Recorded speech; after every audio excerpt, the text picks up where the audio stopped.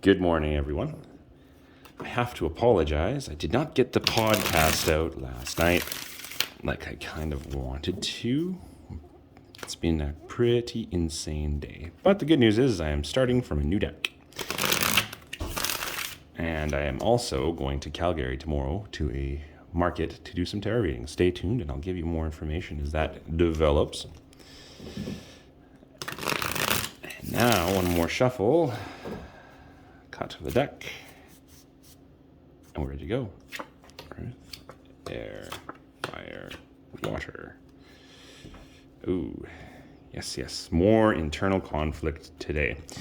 In the Earth suit, we have the Queen of Swords. Now, the Queen is developing and always nurturing. She's kind of the one who takes a pound of stone and turns it into a beautiful statue and sells it off. And this is in regards to the air energy, which is your thoughts, your conflicts, communication, all things governed by the Emperor, which is the earthly male energy. So, in our careers and in our homes, we are developing these thoughts around work, development, moving, changing careers, changing pathways. And it's good to be feeding into those things. If we continuously feed into those things, then we actually grow. The Queen is a very good card to get here. It's telling us that we are on the move. We are on the prowl. Be prepared for that. And that is actually a really good sign. So embrace that inner creativity and moving forward.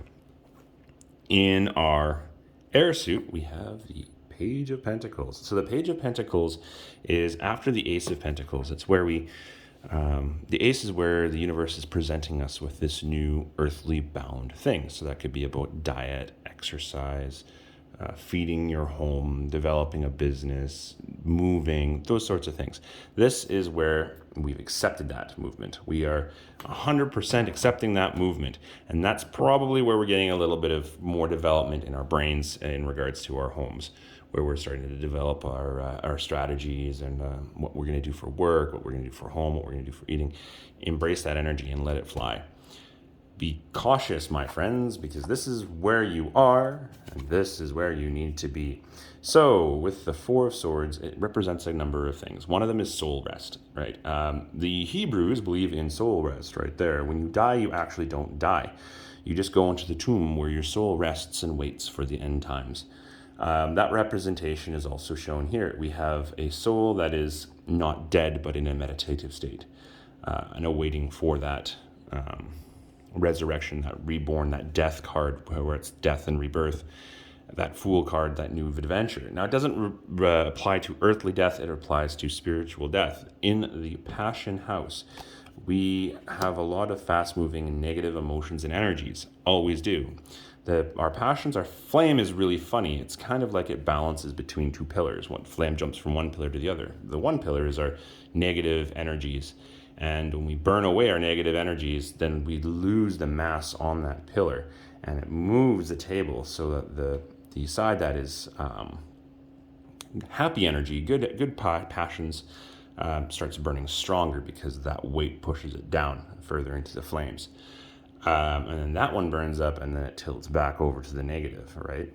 This is one of those situations where we need to just turn off the flame completely. Try and meditate, remove that energy, and just focus on what it is for what it is. A new adventure, a new birth.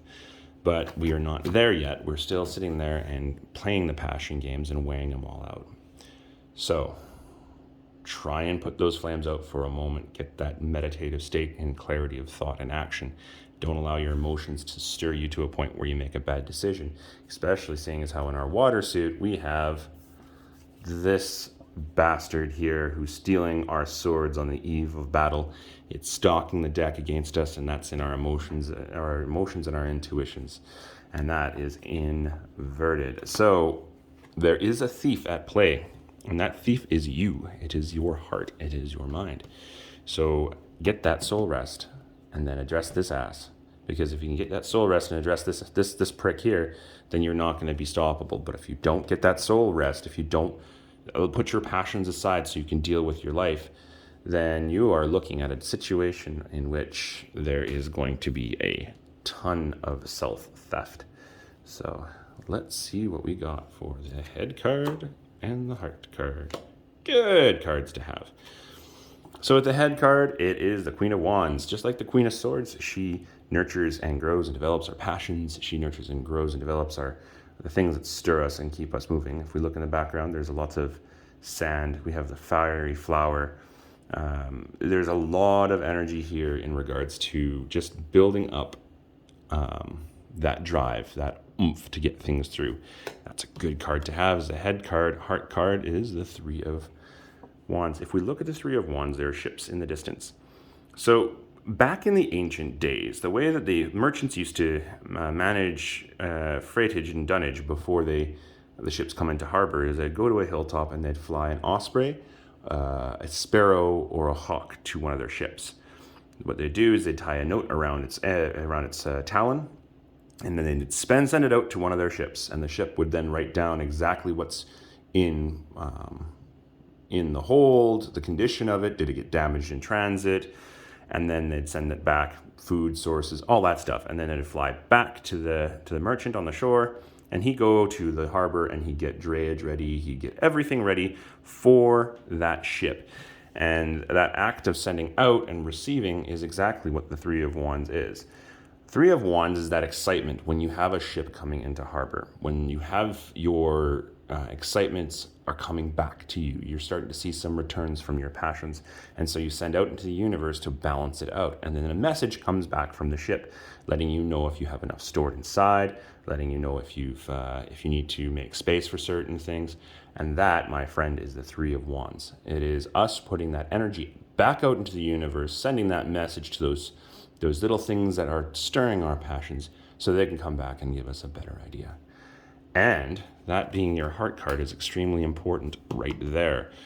You need to get that soul rest, because if you send that out, those hawks out in a stormy weather, they may not make it to the ship and you may starve yourself out. So the takeaway here is good things are coming. You've made wise decisions. You have some new things on the horizon that are amazing, but be careful not to put the cart before the horse. Don't run too fast. Just absorb the greatness and enjoy the ride. Put yourself at soul rest and enjoy the season. That is your reading for today. Like, subscribe, share, and come see me this weekend in Calgary. And I'll send more information about that market later on. Have a great day.